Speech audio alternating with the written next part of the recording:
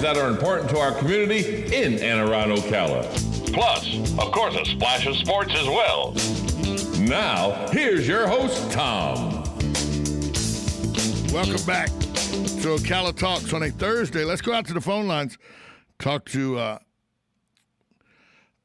Excuse me, I'm having a brain freeze here in a minute.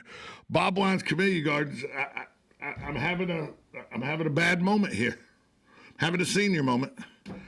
And I've forgotten your name, and I know you. I've talked to you. Hi, good morning. This is Lori from Bob. Lori, I don't know why I couldn't bring up Lori. I was, for some reason in my head that I've taken lots of shots from playing football, I was saying Carrie, and I was like, I know Carrie's not right. That's right. I'm starting to have these senior moments, Lori. It's not good. Hey, I know. I got you. I'm right there with you. Lori from Bob Wine's Camellia Gardens. Lori, the spring, it looks like it has sprung. I think we still got one more little cold snap, but spring is in good shape now. It's going to be in the mid-80s all weekend. Great time to get out and get into your flower beds, into your gardens. Give me some suggestions as I start to prepare my soil to then come to Bob Wines and pick some things. What are some of the things you suggest I do to get ready to then come buy some flowers and stuff to start putting in the ground? Well, first you just want to get your beds prepared, whether it's pulling the weeds out or hoeing the beds and, spraying the beds with weed killer or getting all that ready, and then come see us. You can always take a picture of your area that you're working on, take some measurements and bring it in, and we can always kind of, sit down with you and kind of draw something out for you and help you figure out what you want to do. We do a lot of that. Just makes it easier, if we've got something in front of us to help you, if you've got a decent-sized project that you're working on. Otherwise you can just come in and we can make some suggestions. This time of the year, we've got azaleas that are really starting to bloom, and we've got azaleas for sun, some for shade, and they're real hardy, in the wintertime. Lots of color around here. We've got roses have come in. Gerber daisies are absolutely gorgeous right now. We've sold hundreds of Gerber daisies and periwinkles and all kinds of flowers and shrubs and trees and citrus. Just we've really been selling a lot here lately. If I want to, if I've got my weed control cloth down, and then I put mulch and dirt on top of that to create a bed where the weeds won't come up. But it's been 2 or 3, 4 years since I've done that, and weeds are starting to pop up. They're not coming through the cloth. They're actually coming through the mulch and dirt that I have on top. Can Bob Wine sell me the stuff I need to replace that dirt and that mulch and everything so I can start again with new, fresh dirt and soil and mulch? Well, Well, usually what we recommend is if you got to put down dirt, put down your dirt first, then put down your ground cover mat. Plant your plants, and then put your mulch on top of that. You don't want to put down the ground cover mat and then put soil on top of the ground cover mat.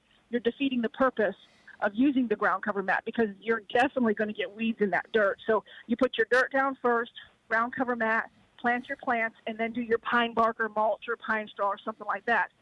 But you'll still get some weeds in the ground cover mat irregardless. But we carry a couple chemicals. We've got one which is it's called weed and grass stopper. Once you get rid of the weeds, or if you start from the beginning and put that granular stuff down, it'll help keep the weeds from coming up. So there's a few things that you can do to prevent it. But if you have the weeds, you got to get rid of the weeds first, and then use the weed and grass stopper. Well, and I know that when I said put dirt on top of the cloth, I didn't mean on. I just meant that mulch. Okay. After 3 or 4 years, of putting mulch every year, that mulch eventually turns into the bottom layer, turns into dirt itself, because that's what mulch does. It becomes dirt, exactly. And you'll get some weeds that way. Right, exactly. So when it gets to that point, then you just want to try to get that cleaned off of there if you can, or just use the weed and grass stopper. Get rid of the weeds, put down the weed and grass stopper, and just put down new mulch. Just put your mulch. Or we usually recommend pine bark or pine straw because it's just better for the plants. It disintegrates better into the ground than the mulches do, and it helps. It helps acidify the plant. When say you got a row of bushes that they've just lived their life existence, and now they've lived past their lifetime, and so you pulled them all out. Is this a good time to come get like little box shrubs and stuff to get those started as well? Yeah, you can. And this time of the year, even if we do have a little bit of cold, it's not going to hurt the boxy kind of plants like boxwood and loropetalums and viburnums and stuff like that. So you can definitely do that without having to worry if we have any more cold.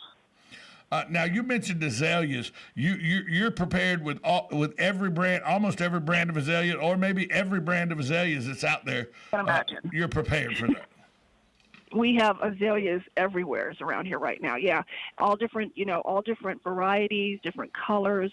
Some that are dwarfs, some that get tall, some that are semi-dwarf. So we've got thousands of azaleas right now to choose from. Is it still a good time to put citrus trees in the ground? Yeah, yep. You can start putting your citrus trees in the ground now also. And we've got some new citrus trees in. We've got more coming in. Oranges, lemons, limes, tangerines, tangelos. And most of them are self-pollinating. There is a variety that needs a pollinator, but people, usually when they come in, they'll ask, do they need a pollinator for their citrus trees? But they pretty much pollinate themselves unless it's a honeybell. Well, there was some consternation around my house this winter when the leaves all came off the new citrus trees we bought from Bob Wines, and it was just the sticks, but all the sticks were still green. And so there was a little worry around my house. So the other day I get this, hey, honey, come outside and look. You got to look. You got to look.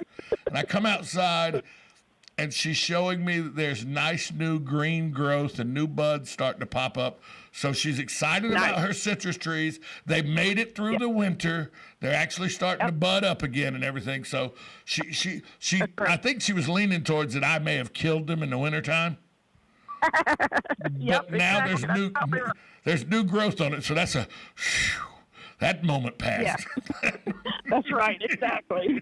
Now, can I find your catalog if I wanted to? If I'm living outside the area, but I'm passing through on the interstate right now, and I go, Bob Wine's Community Gardens. That place sounds interesting. Can I find you on the internet once I get to my destination? Yeah, you can. We're on the internet, bobwinescommunitygardens.net.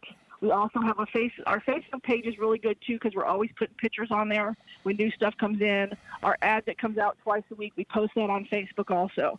So there's different ways that you can see what we have. And again, we've talked about it before. If you don't live in the area, if you live down in Tampa or anywhere, we can also ship. We do a lot of shipping. Yeah, I know one of the companies you use pretty well. She's pretty important to me. So. Yes, she is. She does a great job for us, too. We appreciate her. Well, tell us right now, if you had to pick one of the specials you got going on, what's the one special you'd tell this is the time, folks, to come out and take advantage of it? The Gerber daisies. The Gerber daisies are absolutely gorgeous. They're regularly like $5.99. We've got them on sale for $3.99. So that gives you, and it gives you a lot of color. They're really pretty, and they come in a number of different colors also. Lori from Bob Wine's Community Gardens, although I wanted to call her Carrie because I'm, college football, lots of shots to the head. Lori, thanks so much for taking time out with us. I know you're busy. We'll talk to you next week. Okay, sounds good. Talk to you then. That's Lori from Bob Wine's Community Gardens. Go out and see him. If you've not walked the 5+ acres of Bob Wine's Community Gardens, I challenge you to do so without buying something. I'll win that bet every time because you're going to buy something. Go see him at Bob Wine's Community Gardens here in Ocala. We'll be right back after this timeout. You're listening to 1370 AM, 96.3 FM. Wait, hold on. Computer's griping at me. You're listening to WOCA, The Source.